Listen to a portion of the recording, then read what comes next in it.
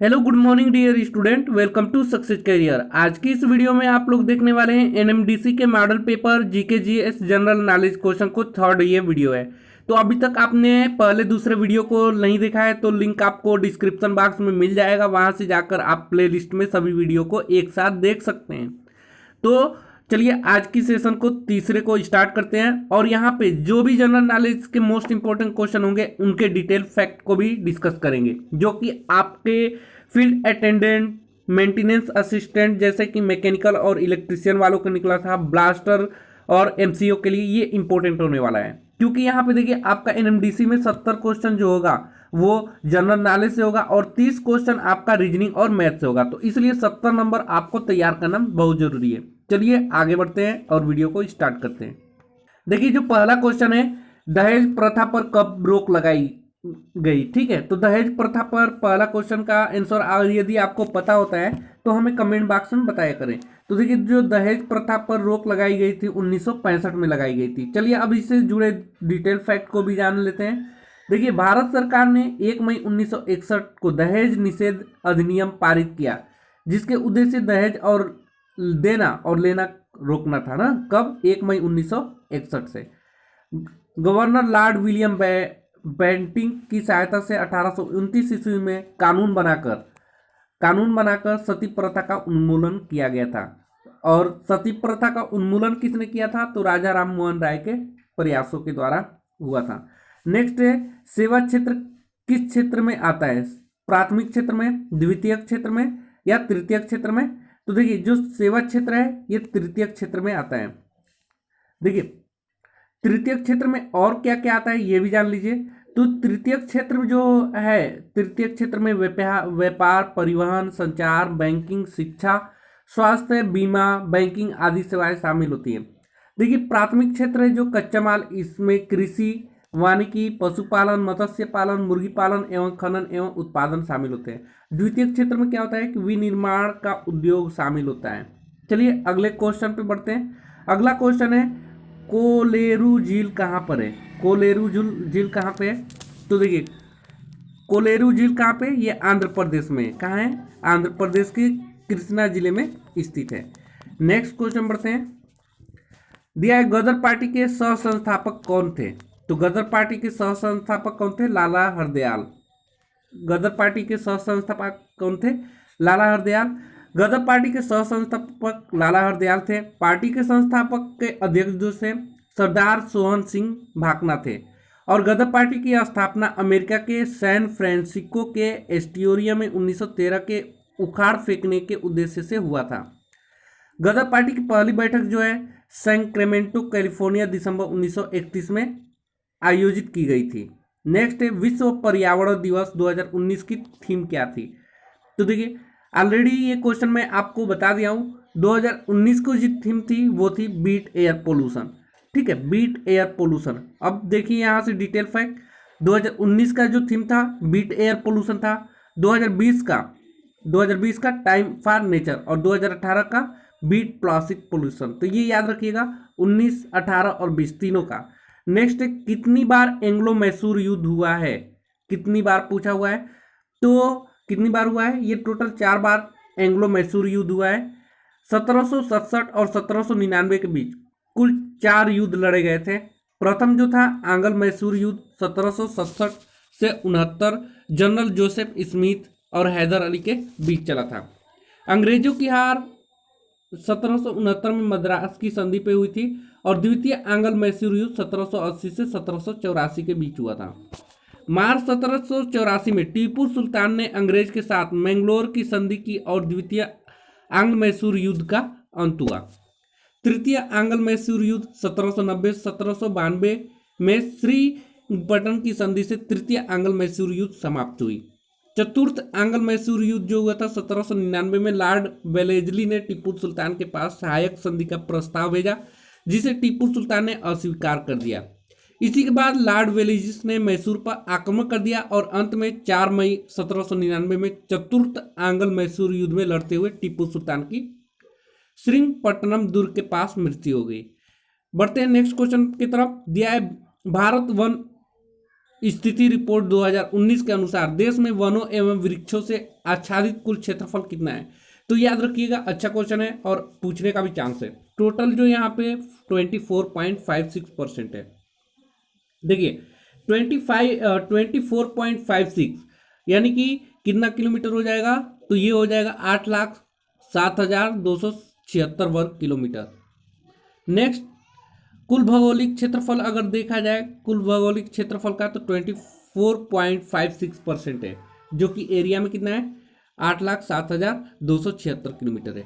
कुल भौगोलिक क्षेत्रफल का वनावरण क्षेत्र ये है। सर्वाधिक वन क्षेत्र वाला राज्य जो है मध्य प्रदेश, उसके बाद अरुणाचल प्रदेश, उसके बाद छत्तीसगढ़ है। सर्वाधिक वनावरण प्रतिशत वाले राज्य जो है मिजोरम, जो कि 85.41% है, उसके बाद अरुणाचल प्रदेश है। अगला वन क्षेत्र में वृद्धि वाला शीर्ष राज्य कर्नाटक है, जो कि 1025 वर्ग किलोमीटर क्या किया कि वृद्धि किया है। अगला है वीटो पावर कितने देशों के पास है? बहुत ही अच्छा क्वेश्चन है। तो वीटो पावर 5 देशों के पास है। कितने? 5 देशों के पास है। देखिए वो 5 देश कौन कौन से? तो चाइना, फ्रांस, रसिया, यूनाइटेड किंगडम और यूनाइटेड स्टेट, जिसके पास वीटो पावर है। ठीक है। United national security council veto power, 5 permanent member of UN security council, जो कि नीचे मैं ऑलरेडी डिस्कस कर चुका हूं। अगला है मौलिक अधिकार संविधान के किस भाग में आता है? तो मौलिक अधिकार किस भाग में आता है? ये 3rd भाग में आता है। भाग सेकेंड में क्या आता है? तो भाग सेकेंड में 12 से 35 होता है, जो कि भाग सेकेंड में आता है। भाग 4th में जो है नीति निर्देशक सिद्धांत, जो कि 36 से 51 अनुच्छेद में आते हैं। और 4th ए यानी कि मौलिक कर्तव्य, ये अनुच्छेद 51(1) के अंतर्गत आता है। भाग ए सेकेंड के अंतर्गत नागरिकता के यानी कि अनुच्छेद 5 से लेकर 11 के बीच में आता है। देखिए जितने भी भाग मैं यहाँ पे डिस्कस करने वाला हूँ ये इंपॉर्टेंट है, क्योंकि जब भी आपका यदि संविधान से क्वेश्चन पूछता है तो भाग या अनुसूची से जरूर क्वेश्चन आता है दोस्तों, इसलिए ये इंपॉर्टेंट है। अगले देखिए भाग 8 जो है ये केंद्र शासित प्रदेश, अनुच्छेद 239 से 242 के बीच आता है। भाग 9th पंचायत, अनुच्छेद 243 से लेकर 243 जीरो तक आता है। अगला है 243 ए का ए मतलब है जीरो का मतलब, यहाँ 10th ए नागरपालिका, अनुच्छेद 245 पी से लेकर 243 जेड तक आता है। तो ये इंपॉर्टेंट भाग थे जो मैंने डिस्कस किया, इसको याद कर जाइए। नेक्स्ट, ओलंपिक टोक्यो जापान में कब होगा? ठीक है, आपको बताना है कि नेक्स्ट जो ओलंपिक टोक्यो जापान में कब होगा, तो ये होगा 2021 में। 23 जुलाई से 8 अगस्त 2021 इन टोक्यो जापान में नेक्स्ट ओलंपिक खेल होगा। 2024 में समर ओलंपिक खेल पेरिस फ्रांस में होगा, और 2028 में summer Olympic loss agenda California United state में होगा, और 2022 की विंटर ओलंपिक बेजिंग चाइना में होगा, और 2018 का हुआ था तो ये ओलंपिक प्यांगचांग साउथ कोरिया में हुआ था। नेक्स्ट, ताजमहल का निर्माण कब शुरू किया गया था? तो ताजमहल की शुरुआत कब शुरू की गई थी? ये 1932 में शुरू की गई थी। अगला देखिए, ये क्वेश्चन मुझे थोड़ा डाउट लग रहा है, इस वजह से दोस्तों इसको छोड़ देते हैं। ठीक है, ताजमहल क्योंकि 1932 तो अभी रिसेंटली था। चलिए आगे क्वेश्चन बढ़ते हैं। हाँ देखिए यहाँ पे सही लिखा है, ताजमहल का निर्माण जो है ये 1632 से 53 में हुआ था, जो कि ऑप्शन में बिल्कुल गलत दिया हुआ है। ठीक है, इसका निर्माण आगरा में मुगल सम्राट शाहजहां ने अपनी पत्नी मुमताज महल की याद में कराया था। आर्किटेक्टर जो थे यहाँ पे उस्ताद अहमद लौरी थे ताजमहल का, तो ये भी इंपॉर्टेंट है, याद रखिएगा। नेक्स्ट है, बरगद का वैज्ञानिक नाम पूछा है, तो देखिए वैज्ञानिक नाम याद रख लीजिएगा, बरगद का होता है फिकस बेगालेंसिस।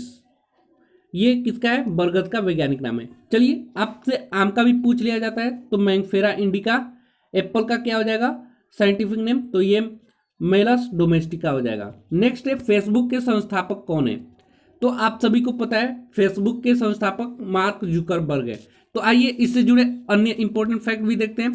मार्क जुकरबर्ग फरवरी 2004, ठीक है, ये 4 में आयोजित हुआ था। माइक्रोसॉफ्ट का संस्थापक बिल गेट्स है। गूगल का संस्थापक सर्जी ब्रिन लैरी पेज है। ट्विटर का Jack Dorsey, Evan William. Alphabet का Larry Page and Sergey Brin है। वर्ल्ड वाइड वेब का Tim Berners Lee Robert Cailliau है। व्हाट्सएप का Jan Koum and Brian Acton है। उसके बाद आपका एसपी क्रूटा का Kevin Systrom and Mike Krieger है। अगला बढ़ते हैं, भारत की कुल तटीय सीमा की लंबाई कितनी है? बिल्कुल अच्छा क्वेश्चन है दोस्तों, इसको याद रखिएगा। तो भारत की कुल तटीय लंबाई की सीमा जो है 7516 किलोमीटर है, ये याद रखिएगा। अगले क्वेश्चन की तरफ बढ़ते हैं। देखिए, कुल तटीय लंबाई 7516 किलोमीटर है। मेनलैंड की लंबाई जो है 5422.6 किलोमीटर है और आइसलैंड टेरिटरी जो है ये 2094 किलोमीटर है। कुल 9 तटीय राज्य हैं, जैसे कि गुजरात ये 1600 किलोमीटर है, महाराष्ट्र 720, कर्नाटक 320 किलोमीटर, गोवा 101, तमिलनाडु 940, केरल 558 और आंध्र प्रदेश 974 और उड़ीसा 485 है और पश्चिम बंगाल 210 है, जो कि कुल तटीय लंबाई जोड़ने के बाद आपका आता है 75.16 किलोमीटर, जो कि भारत की कुल तटीय लंबाई है। अगला है, राज्यसभा की अधिकतम सदस्यों की संख्या कितनी होती है? ये सभी का आंसर आपको कमेंट बॉक्स में आना चाहिए, क्योंकि बिल्कुल इजी क्वेश्चन है। राज्यसभा के अधिकतम सदस्यों की संख्या कितनी होती है दोस्तों? तो ये होता है 250। यही लोकसभा का पूछ दिया जाता है, वो भी इंपॉर्टेंट होता है। तो लोकसभा का जो होता है वो कितना होता है लोकसभा का? तो वो होता है 552। तो यहाँ पे पूछा है राज्यसभा का, तो कितना हो जाएगा? 250। अनुच्छेद 80 के में राज्यसभा के सदस्यों की अधिकतम संख्या 250 निर्धारित की गई है, जिसमें 12 सदस्य राष्ट्रपति द्वारा नाम निर्दिष्ट किए जाते हैं और 238 सदस्य राज्य और संघ के राज्य क्षेत्रों के प्रतिनिधि होते हैं। नेक्स्ट क्वेश्चन बढ़ते हैं, कोशिका की खोज किसने की थी? तो कोशिका की खोज रॉबर्ट हुक ने किया था। कब किया था? तो 1665 ईस्वी में किया था। नेक्स्ट है, स्मार्ट सिटी प्रोजेक्ट के तहत पहले चरण में कितने स्मार्ट सिटी को चुना गया है? तो कितने सिटी को चुना गया है? 25, 30, 20, 35। तो यहाँ 20 सिटी को स्मार्ट सिटी प्रोजेक्ट के साथ प्रथम चरण में चुना गया है। इनको स्मार्ट सिटी पहले बनाया गया है। देखिए, पहली बार स्मार्ट सिटी के लिए शहरों की चयन प्रक्रिया जनवरी 2016 में जनवरी 2016 में शुरू की गई थी। पहले चरण में 20 शहरों को चुना गया था। केंद्रीय शहर विकास मंत्रालय ने 100 शहरों की सूची बनाई है, जिन्हें स्मार्ट सिटी व स्मार्ट सिटी के रूप में विकसित किया जाएगा। सरकार यह सूची 1 सितंबर 2015 को जारी की थी। तो आपको ये भी क्वेश्चन बन सकता है कि स्मार्ट सिटी को कब बनाने के लिए सरकार ने कब सूची तैयार किया था? तो 1 सितंबर 2015 को जारी किया था। 100 स्मार्ट सिटी बनाने के लिए सरकार ने 48,000 करोड़ रुपए का प्रावधान भी किया है। अगला क्वेश्चन है, डॉक्ट्राइन लैब किसके संबंधित है? तो डॉक्ट्राइन लैब जो है ये लॉर्ड डलहौसी से संबंधित है। इसमें देखिए, ये 1848 से 1856 के ईस्वी के द्वारा चला था। पैतृक वारिस के न होने की स्थिति में सर्वोच्च सत्ता कंपनी के द्वारा अपने अधीनस्थ क्षेत्रों में ब्रिटिश समाज में मिलने की नीति व्यापक सिद्धांत या हड़प नीति कहलाती है।